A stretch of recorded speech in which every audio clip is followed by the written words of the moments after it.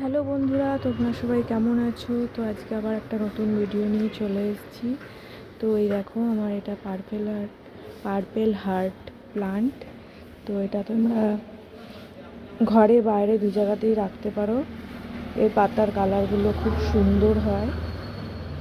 আর এখানে এই দেখো কি সুন্দর সুন্দর হার্ট শেপের ফুল হয়, তাই এর নাম হচ্ছে পার্পেল হার্ট। দেখতেই পাচ্ছ কি সুন্দর ফুলগুলো হয়েছে। তো অনেক রকমের আওয়াজ হচ্ছে, তোমরা আওয়াজগুলো প্লিজ অ্যাভয়েড করে নিও। এর বেশি কেয়ারও করতে হয় না। এই দেখো ফুল হয়েছে কি সুন্দর।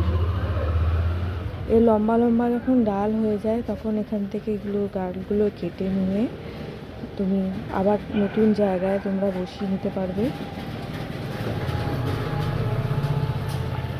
তাহলে গাছটা ঝোপালো হবে আর অনেক নতুন নতুন চারা তোমরা বের করতে পারবে।